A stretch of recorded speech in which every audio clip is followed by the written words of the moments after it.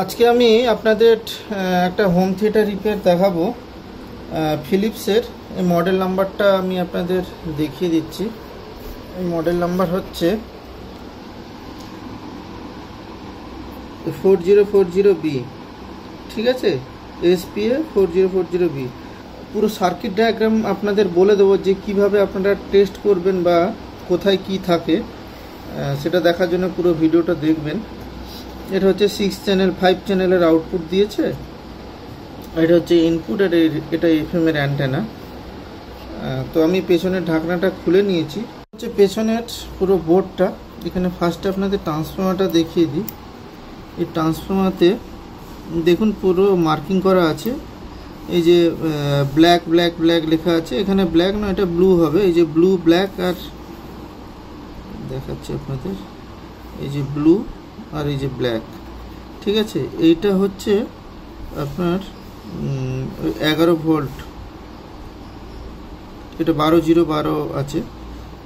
আর এখানে এটা ওদের 10 ভোল্টের জন্য ইয়েলো দুটো তার যে আছে, ইয়েলো দুটো তার হচ্ছে সেটা 10 ভোল্টের, আর 8 ভোল্টের হচ্ছে হোয়াইট দুটো তার। এখানে সেই রকম তারগুলো কিন্তু এসছে, এটা ট্রান্সফর্মার থেকে কিন্তু এসছে। এটা তিনটে পাওয়ার সাপ্লাই আলাদা আলাদা দেওয়া আছে, ঠিক আছে। এই আলাদা আলাদা পাওয়ার সাপ্লাই কেন দেওয়া আছে আমি বলে দেবো আপনাদের। আর এখানে সব রেকটিফায়ার ডায়োডগুলো দেওয়া হয়েছে, দেখুন ডায়োডগুলো দেওয়া হয়েছে। এটাতে সমস্যা হয়েছিল, এটা চলছিল না, তো এখনও রানিং কন্ডিশনে আছে, সেটা আমি আপনাদের দেখিয়ে দেবো। সারানো অনেকক্ষণ সময় লেগেছে বলে ভিডিও বানানো হয়নি। তো এবার আপনাদের এইখানে দেখাচ্ছি। এইখানে দেখুন, এইখানে যে লাইটটা জ্বলে, এইখানে দেখুন 2030 আইসি ইউজ করা হয়েছে। এখানে একটা 2030 আর এখানে একটা 2030, দুটো 2030 আছে, কিন্তু দুটো 2030 এখানে ব্রিজ মোড করে চালানো হচ্ছে। ব্রিজ করে সাব ওভারটা যে আছে, সেই শুধু সাব ওভারেই কিন্তু জ্বালানো হচ্ছে ব্রিজ মোডে। বাকি এইখানে তিনটে আইসি আছে, দেখুন, এই একটা, এই একটা, এই একটা, এই তিনটে আইসি হচ্ছে 2025 আইসি, ঠিক আছে। এটা আমি সব বলে দেবো, পেছনের সার্কিটটা দেখি আপনাদের বলে দেবো। 2025 আইসি। আর এখান থেকে আউটপুট গেছে স্পিকারে। আর এইটা হচ্ছে সামনের যে বোর্ড আছে, ব্লুটুথ প্যানেল, তারপরে USB কার্ড ফাটার আছে সামনে, সেখানে এই কানেকশানটা গেছে। এটা এখানে বোর্ড সবসময় চেক করব, এই ভোল্টেজ পাওয়ার সাপ্লাই থেকে চেক করব। আপনাদের আমি সব কিছু দেখিয়ে দিচ্ছি। এইখানে এই তিনখানা যে পিন আছে, এখানে দেখে নেবেন। এই দিকে একটা সাপ্লাই এসছে, এখানে হচ্ছে ওই 8 ভোল্ট মতন সাপ্লাই এসছে।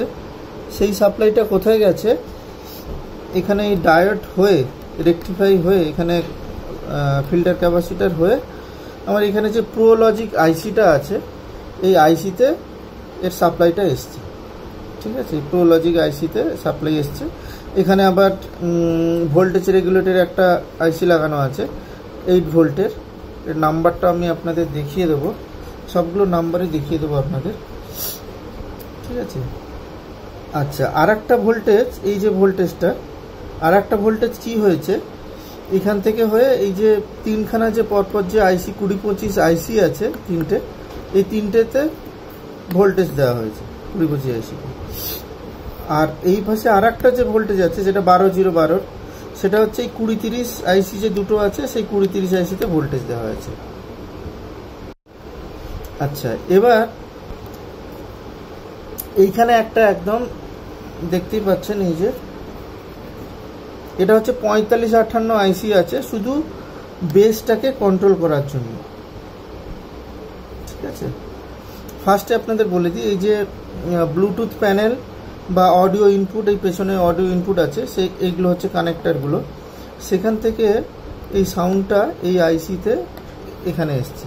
আবার এখান থেকে যে ব্লুটুথ প্যানেল যে আছে, ব্লুটুথ প্যানেলে যেই সামনের দিকে যে কানেক্টারটা আছে, সেখান থেকে কিন্তু অডিও সব এটাতেই এসছে। এই কিন্তু সব কিছু কন্ট্রোল করছে, যে কখন ভলিউম যখন রিমোটে ভলিউম বাড়াচ্ছি সেই এখান থেকেই ভলিউম বাড়ছে, সবই এখান থেকে কন্ট্রোল হচ্ছে। ঠিক আছে, এটা হচ্ছে প্রো লজিক আইসি।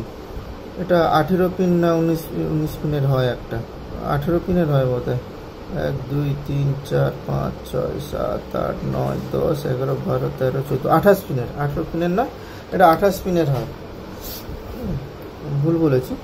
তো এইখান থেকে এই পাশে হচ্ছে সমস্ত প্রো লজিক আইসির ফাংশনটা কাজ করছে। এখান থেকে অডিওটা, এই যে এখানে ছোট ছোট অনেক রেজিস্ট্যান্স আর ক্যাপাসিটর আছে, এখান থেকে অডিওটা এই দিকে যাচ্ছে। এইখানে গিয়ে এইখানে দেখুন 1 2 3 4 5, এই যে 5খানা স্পিকারের জন্য 5টা ট্রানজিস্টার ইউজ করা হয়েছে। সেই ট্রানজিস্টার দিয়ে অডিওটাকে একটুখানি কোয়ালিটিফুল করা হচ্ছে, একটু বুস্ট করা হচ্ছে আর কোয়ালিটিফুল করা হচ্ছে। দিয়ে এখান থেকে একটা জাম্পার দিয়ে, হ্যাঁ, এখান থেকে একটা জাম্পার দিয়ে এই পিনে 20-25 এই পিনে, জানেন আপনারা 20-25 আইসির পিন আউটগুলো দেখে নেবেন, আমি আইসির নাম আইসিগুলো বলে দিচ্ছি। এই পিনে সব অডিওগুলো ইনপুট হয়েছে আর এখান থেকে আউটপুট হয়ে এখানে সব এসছে। পেছনে 5টা স্পিকার আছে, 5টা স্পিকারের জন্য এখানে এই 20-30 আইসির এটা একটা স্পিকার, এটা একটা স্পিকার, দুটো হয়ে গেল। তারপরের আইসিতে, সেকেন্ড আইসিতে এখানে একটা স্পিকার, এখানে একটা স্পিকার, 4টা হয়ে গেল। আর যেটা এখানে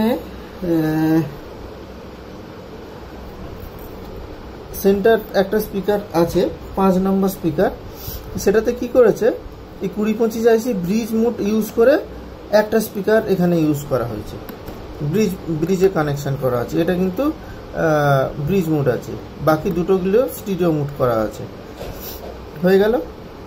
আর এইখান থেকে অডিও, এইখান থেকে একটা অডিও এখানে এসছে কোথায়, এই 4558 অডিও যে অপএম আইসি আছে, অপএম আইসিতে এখানে শুধু এখানে বেস ফিল্টারিং এর কাজটা হচ্ছে। বেস ফিল্টারিং হয়ে এর অডিও ইনপুট এখানে হয়ে যাচ্ছে।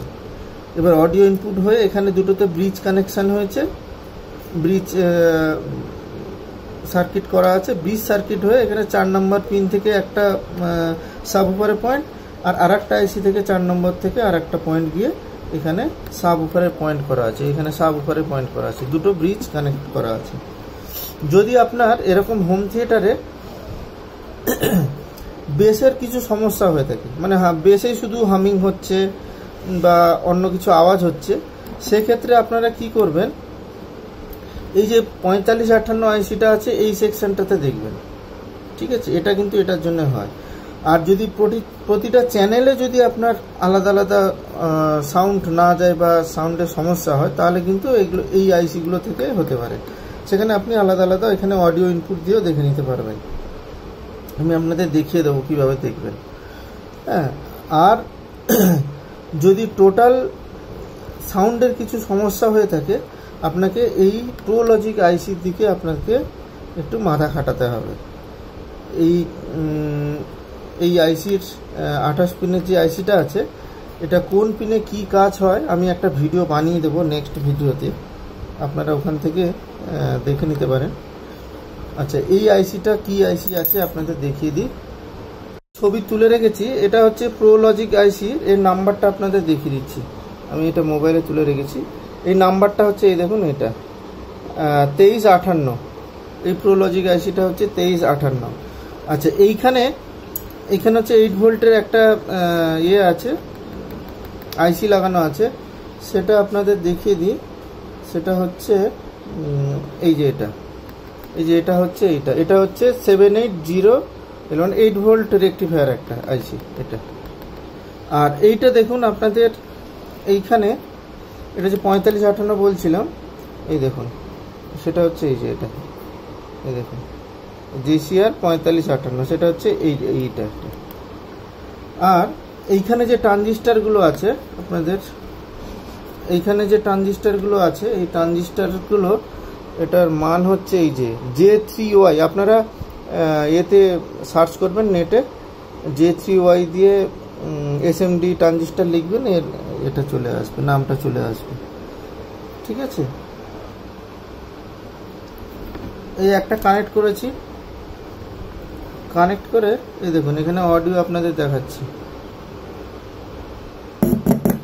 এই পিনে অডিও ঢুকেছে এখান থেকে, এই যেখান থেকে এইখান থেকে অডিও ঢুকেছে, এটা এখানে এসছে, এখান থেকে হয়ে এখানে এসছে,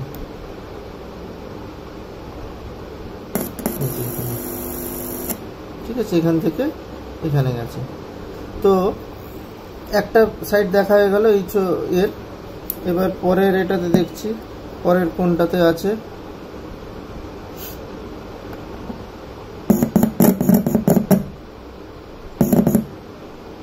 এটারও কিন্তু এইখান থেকে গেছে, যে এখান থেকে, এটা এখান থেকে, এখানে অডিও একদম ঠিক আছে। আচ্ছা, মোবাইলে আপনাদের দেখাতে পারবো মোবাইল কানেক্ট করে। এবার বেসের স্পিকার ঠিক আছে নাকি সেটা দেখার জন্য এই দেখুন, এই 1 নম্বরে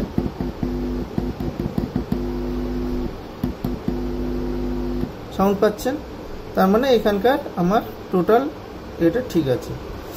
আর টোটাল যে অডিওর সিস্টেমটা এসছে সব কিন্তু এখান থেকে আপনি পেয়ে যাবেন। এটা বেসের জন্য গেছে। এগুলোতে সাউন্ড হচ্ছে না, তার কারণ আমার তো একটা চ্যানেল লাগানো আছে, অন্য চ্যানেলে লাগিয়ে দেখাচ্ছি। এই যে এখানে আবার অন্য একটা চ্যানেল লাগাচ্ছি, কোনটাতে আওয়াজ হয়, এই যে এখানে আবার একটা অন্য চ্যানেলে দেখছি, এই যে এখানে।